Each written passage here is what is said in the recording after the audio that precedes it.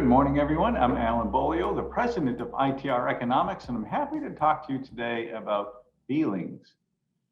You know, we're human beings and we're driven by those, but as economists, we're actually trained to not have a lot of feelings because feelings kind of get in the way of our forecasting and our analysis. And yet, they're an important part of life. We admit that, but I want to talk to you about how feelings kind of depend on the day. And feelings in economics are not reliable. Why am I telling you this? Because there was an article in the New York Times, it was on the 10th of December, and it talked about how the economy was in a rough place, and it gave different reasons why it was in a rough place. And a lot of those reasons had to do with the way people were feeling. And we're very careful about that around here. So I just want to talk to you about that for a moment. We use data that can be verified. So let me give you an example. We look at retail sales. And as we look at retail sales, we look at year-over-year activity, seasonal activity, the monthly, the 3-month moving total, all of that, ITR. Now, the article about November retail sales said that it was thin and kind of worrisome at an increase of 0.3%. It was just, kind of things are not good kind of article. Certainly gave off that feeling. We dove into the numbers, and the numbers are actually quite good. The numbers for November, on a nominal basis were incredible. As a matter of fact, we had a record high sales in November. We had an extremely good increase from October to November. When we looked at the increase, it was close to the steepest normal. The seasonal rise was the best since 1994, from the March low through November. I mean, these were all very incredible numbers. So we thought, well, let's take out inflation. Let's see what it looks like without inflation. So we come down to the deflated numbers, and it was still a very good month. When we look at November on a monthly basis, it was up a steeper than median 1.9% from October. That's incredible.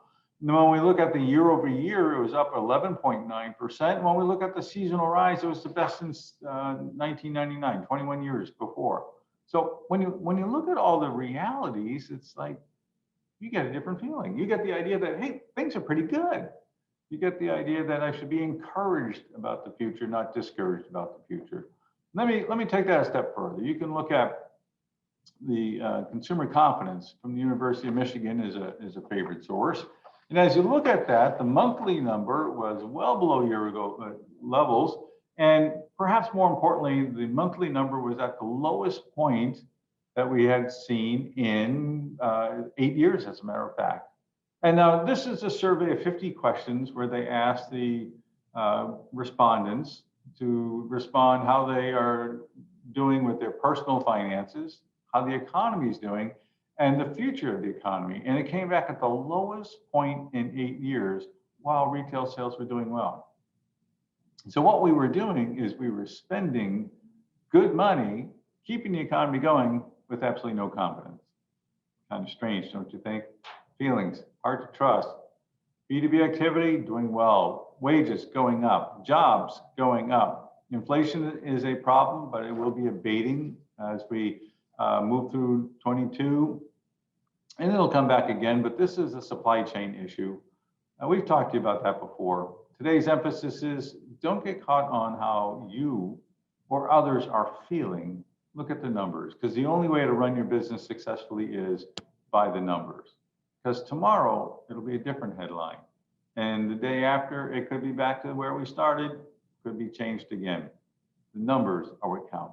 And as we look at those numbers, the economy is going to grow in 2022 at a decelerating rate of rise. It's still growth, though. It'll still be good. It's just at a slowing pace, which is a good thing. Gives us all a chance to catch up. So depending on the day, you look on the numbers and ignore those feelings. Thank you for joining me today for Trends Talk. We are ITR.